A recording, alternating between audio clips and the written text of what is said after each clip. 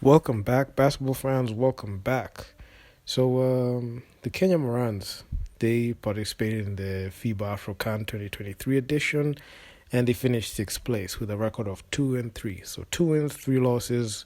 First win against Cote d'Ivoire, two back-to-back losses against Gabon and Morocco, respectively. Morocco actually took us apart and took us to school, and eliminated us from the tournament. And funny enough, they are making the finals and they're going to match up against Cote d'Ivoire, a team that Kenya beat in the first game. So in this video, just look at the aftermath, just talk about like changes that need to happen moving forward, and also some things that I observed that are quite fascinating. And without further ado, let me just get into it. But before, man, please be sure to subscribe to the channel, run up them likes, man, because it really helps me out a ton.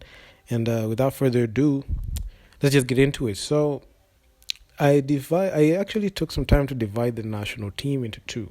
So we have the legacy players, and we've got the new guys who are put into the national team. So the legacy players, these are players that have played a lot of games, especially for the Morans. They have stood up for the Morans in various occasions. And the new guys, they have, I can say, this is like their first or either second campaign that they're here. So, I mean, I saw some guys who were brought in and they balled out pretty well. Notable mention is Adera, Eugene Adera, man. This guy, I mean, he was actually pretty phenomenal. He played 3 games. He played the opener, Cote d'Ivoire, played in the Gabon game. He also played in the Morocco game that we got eliminated. But this guy is actually pretty good. I mean, he averaged 21.9 minutes. He scored 8 points. I mean, he was a very good facilitator in there. Even when it came to like the assists, he had 1.7 assists in there. But I can say like his assists were not connecting because like the guys in the front court where he was creating chances for really messed his assist statistics. And he's that guy that down the stretch you can give him the reins and can be able to get the job done. And he played pretty well in the Cote d'Ivoire game, played pretty well in the Gabon game despite the loss.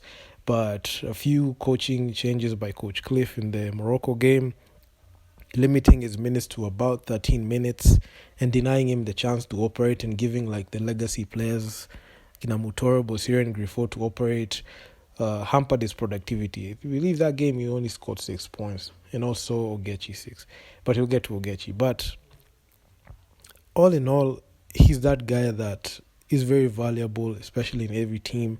Remember, this is a guy that won the 2023 Finals MVP when he was a big part in the Kenya Ports Authority clinching that title. So he's the guy down the stretch that you can really, really rely on. And also Ogechi, man. I mean, he's just a walking bucket in there. Played 27. He averaged 27 minutes and 42% shooting from the field and 13 points. He had an efficiency of 12, and Adera had an efficiency of 8, so that was actually pretty good. And Adera is that guy that can get you a bucket when you need it, and he's that guy who's not afraid to take a 3 and get that shot, get those shots up. And also you had Bram in there. I mean, Bram, he was very good, especially on the rebounds and especially catching them boards, which was actually pretty good. He didn't show up pretty much in the scoring statistics, the scoring stats, not that much, but his rebounding and his underrated defense, especially rim protection, was actually something that was needed at the time. So he averaged 8.2 rebounds, and I can say they had a solid debut, like those 3 guys. I know also we had Ken Washira, but I mean Ken Washira, he was not able to like get on his own, especially in this series. But in the first time he suited up for the Morans, that was last day in July when everything was dysfunctional. So he was able to like get on his own and do something in there. So, but this one, I don't feel like the coach utilized him well, and he didn't get a lot of production from his side. I don't feel like it's his fault, but it's mainly like him being used in that system. So the system didn't favor the guy. That's why his stats were relatively down. But all in all, he was actually pretty solid down there when he was just doing his thing in there. Then you've got Ariel Ortega. He's another guy that suited up for the team. We didn't get to see a lot of Ariel Ortega because, man, the coach really, I can say just sidelined him, especially in the first game in Cote d'Ivoire. Only played 50 seconds. He was listed as a DNP in the Gabon and Morocco game, which I feel is just a slap in the face. I feel like he didn't even play the lick of basketball when it mattered. Those 3 games were the games that really mattered. And he was only given games in the classification. He was only given time to play in the classification games, which, honestly, if you ask me, I just feel sad, man. We never got to see what this guy can do, and hopefully, I mean, in continental basketball, especially the Morans, this guy should be given minutes to showcase what he can do, because out of all those players, he was the player that played the least amount of minutes. He averaged, he's the only in 3 games in games played. I mean, he only got like 6.5 minutes of playing time, so he averaged 6.5 minutes. So it's in the Cote d'Ivoire game, you just put in like when the Kenya Morans were up, and it was just 50 seconds left in regulation. So the guy didn't play that much, but I just saw some flashes of brilliance in there from him, especially from the 3, from the 3 ball is where the Kenya Morans really struggled, and it's something that was actually pretty shocking. I mean, we averaged the least amount of 3-point shots made, and his input, and also Ken Oshira, will have been something that would have been looked at, especially putting him in the system, and they will have really helped like in the floor spacing, because when you have players who can't space the floor, that's one thing that will hamper the productivity of the team. But all in all, I mean, the guys who made their debut, we got Sivachi in there also. I mean, he played pretty well also. I mean, he played all games. I mean, pretty solid in there. He's not asked to do too much in there, but just be like a front court player. Make sure defend. You get those points up, get them second chance points up, and overall, the guys who showed up for their first time really, and also Ken Oshira in there, really solid. And the legacy players, yet again, they cost the team. I'm looking at Eric Mutoro, Victor Bosire, Grifo, Bushwa Mukota, Victor Ochieng, Fidel Okoth. Those guys were literally horrendous. They had the most minutes. They played every single game.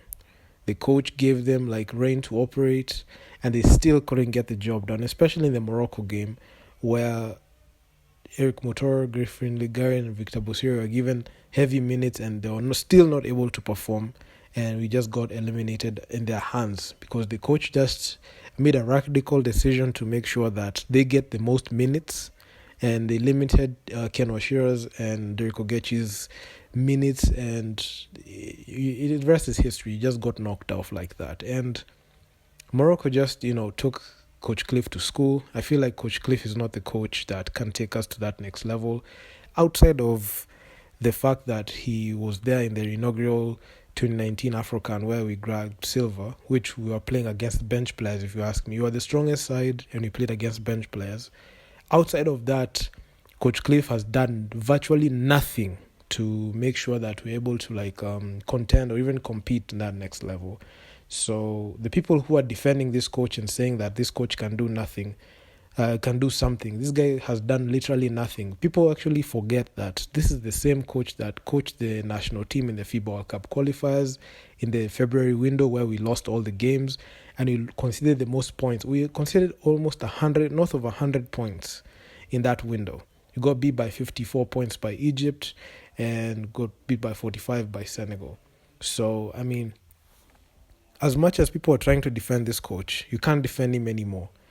We keep forgetting that his past failures, he has recorded so much failure, especially when it comes to the Afrobasket. The first when they only won one game in the FIBA World Cup, he did nothing for us, and we're still riding on the success of the first Afrocan. And it's actually not even it's not even actually funny anymore, because as much as you want to defend this coach, I feel like the first person who's supposed to be shown the door is him after yesterday's game. And after this contest comes to a close and you fly back to Kenya, you shouldn't be given any coaching gig for the Kenya Morans. You should get a better coach to coach the national team, We got the Kenya Morans and Kenya Basketball Federation. That whole outfit got rid of Coach Liz Mills, a top quality coach. And Coach Liz Mills, ever since she got released and she got dishonorably discharged by the Morans, her career has just been on an upward trajectory. She has coached ASL in the BAL, took them to the playoffs. Coached the BC Fighters, took them to the playoffs.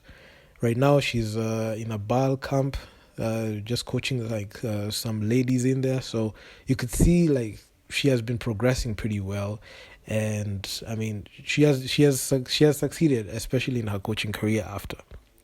But if you look at Kenya, the Kenya Morans, everything is just needs a reboot and start afresh. For me, if you ask me, the first thing is get rid of the coach, get rid of the management. The team manager should step down or resign, and the legacy players should be cut from the team immediately. The national team needs a new coach, needs a new team manager, and needs to do some fresh recruiting to build around the players that have had a good debut. If the Kenya Morans are able to build around Ogechi, Adera, Washira, Sivachi, Ariel Ortega, and Bram, if you're able to rebuild around those 6 players and get other guys in the front court, other guys who can be able to complement their game, I can say we can rebuild the team and be able to get to a point where we can be able to do something significant in there. But if you just continue with this trajectory, I don't think that if we continue with the same players, we'll be able to get anywhere. And statistically, the legacy players, their time is up. Honestly, there's nothing else they can add to this team that we have not seen. They have played so many games with the national team. They have shown time and time again that they don't know, and they can't even do anything to change up their game. And they have shown countless number of times their complacency and their game cannot translate to wins, especially in continental basketball. So my best bet is we need to change up the way we look at things. I know there's a lot that will go into it. I know the AfroBasket qualifiers are right around the corner, but change is necessary, especially when you look at the way national teams, continental basketball is just gearing up. Every year we're going to have the BAL, and you will have continental basketball. Right now, even the under 19 AfroBasket is going. It's right around the corner. I think FIBA are hosting it. Kenya's not even there. We're not even fielded a team there, which is actually sad. We have we have a lot of work to do, especially even in our local leagues, to make sure the play in the local leagues is at par to what continental basketball entails. Because majority of the players where you have seen, even in national team, I'm not saying that they're bad players, but they're very good players when they play in Kenya. But when they go outside, they wet the bed a lot. I mean, they're not able to measure up the speed. They're very inefficient. I don't think they look at the stat sheet. I don't even think they look at the film to be able to change up in the way they play. And this is the same reason as to why they'll just continue to be mediocre, and they'll just continue, playing basketball the same way year after year. So there's no progression when it comes to the legacy players. There's no progression in a guy like Eric Mutoro, who has played for the national team, even in the 2019 FIBA Afrocan, which I even covered in a previous video, in the Rise and Fall video of the Kenya Morans. He was there, Griffin was there, Victor Bosiro was there, all these guys were there. Victor Ochieng, he was there in the AfroBasket qualifiers. I mean, all these guys. Fidel Okoth was there in the AfroBasket qualifiers, and even in the AfroBasket, even in the FIBA Cup, he was there. So the thing is, we have not had any progression when it comes to these players. Bush is actually pretty inefficient. He's not a guy that, I don't think he takes the game seriously. I don't think he's a guy we can rely on to give us wins. I think this is just a guy who just comes in and just plays. And I feel like it's very disrespectful for a player being selected to a national team and just playing like you don't want to be there. You're just playing like you just want, the game to end so that you can continue. And this is actually a very sad thing, because majority of the reporters there, everyone just asking questions as to why Kenya just played the way they played. I'm pretty sure they took notes and went back to their... and went and reported and said, Kenya participated. They finished number 2. Right now they're number 6. And the whole narrative continues. I'm pretty sure the story written on the Kenya Morans based on their performance in the Afrobasket qualifiers, Afrobasket, FIBA World Cup qualifiers. Those are stories that he's written, and that's the reason as to why we are even down in the rankings. Like, even in the FIBA World Cup, I don't want to mention this because we were talking about the Afrocan. We were listed number 16 in the power rankings, and headed into the Afrocan. This was actually a contest that I feel like if Coach Cliff used his pieces right, we'll be able to like get at least somewhere. But honestly, we've not been able to like get over the hump and even do something. So, I mean, I expect major moves, especially when it comes to like changing the way like the team operates, changing the management. I mean, some players just need to go. The coach needs to step down. The team manager needs to step down. The legacy team needs to step down. Those 6 players have not done virtually nothing for us. They have not brought us any medal. Aside from outside that silver in the Afrocan, we have done absolutely nothing, and we have moved way back. Teams like South Sudan are ahead of us. Rwanda is ahead of us. Uganda ahead of us.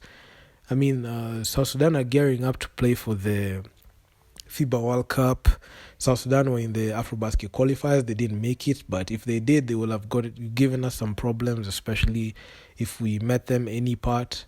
I can even throw a curveball. Let's say we beat Morocco, and then we matched up against Congo DR. I don't feel like we could beat them at all. So, I mean, it is what it is. I mean, I look at this, and it could be worse. I mean, given like the way we played, I just feel like there's just a lot that needs to be done, and majority of the people, even who are just supporting them online, they're just just supporting them just because they are Kenyan. But I don't feel like they are watching the games. I don't think they have watched the games. I don't think they look at the stat sheet. I don't think that they look at the history of the team.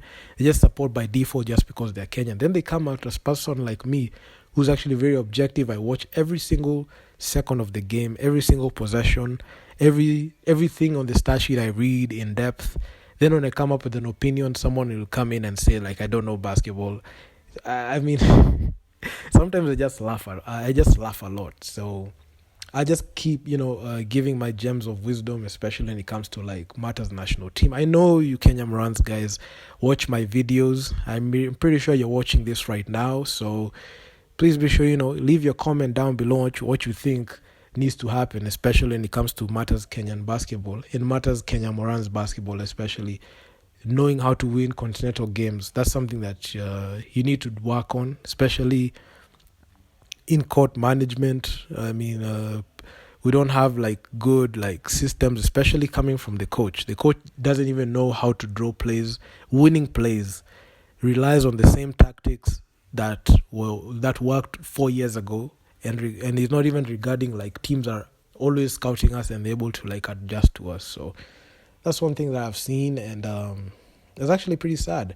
A lot of people have come at me online, especially asking me why am I going hard on the team. I feel like it's very disrespectful for a player to suit up with a Kenyan jersey, go outside and embarrass us, then turn back around and like act as if like it's like they're doing for us a favor for them being there. I mean, out of 50 million Kenyans, there are better players who can be able to suit up. This is not the Kenya Morans is not a club; it's a national team. So that means anyone who is eligible and has played there, but the fact of you being a basketball player in a Kenya and you're eligible, and and you're not violating any FIBA guidelines, you are eligible to play for the national team. So these legacy players who are coming out and saying that it's we get a lot of criticism. Don't think it's a favor that you're doing for us. We don't need your favor. Just play for the national team, play to win, and make sure that you leave your best on the floor. And if you can't do your job well, give it to someone else who can do it. Step down from the national team, retire, just the way Situ Makayamba retired, and let another person take it. Look at the way Telongwe stepped away from the team. He saw the direction of the team, he didn't like it, and he just stepped away and gave that shot to like someone else who is up and coming. So this is not a permanent position the way the team manager and the coach make it out to be. The coaching job for the national team is not a permanent job for anyone. anyone who's a good coach can be able to apply for that. Anyone who's a better team manager, out of the team managers that are in the country, I'm pretty sure even the team manager who's running the Kenya Morans right now is not even top 50 or even to be generous, even top 20 team managers in the country. Even if we put all the teams together in the whole country, she's not even can't even crack the top 20 list. So honestly, if you ask me, I expect major moves, especially in terms of like the national team. This shouldn't be the team that will roll around next time. I mean, I feel very sad looking at the way our neighbors are advancing and looking at the moves that they are making, and we look at our moves and we look at the mediocrity and the corruption that is inside KBF. That is something that has led us to this point, and every single year we'll continue being mediocre. The funny thing is we left a coach that was in the training camp, and the reason as to why Coach Cliff didn't know how to use these players is because Coach Gaia was left behind, and he was the one who trained these players to be able to make them ready. So honestly, I mean, KBF and the whole Kenya Morans team management need to look themselves in the mirror and ask them hard questions. Number one is, what is the plan moving forward? Are we going to should we find a way to like find new players? They need to make a very hard decision in terms of the personnel that is in the team. They should, number one, get rid of the legacy players. They get rid of the coach and the team manager. All of them should go and do some fresh recruitment and apply and post the coaching job, even in the team manager's job, out there so that people can apply for it. So yeah, I mean, there's a lot I can say, but I'm just gonna leave it at that because, man, I'm just done. I'm just done with this team, man. Hopefully things change in the future, but yeah, man. If you guys like the video, make sure to leave your feedback down in the comments on what you think, and I'm out. Peace.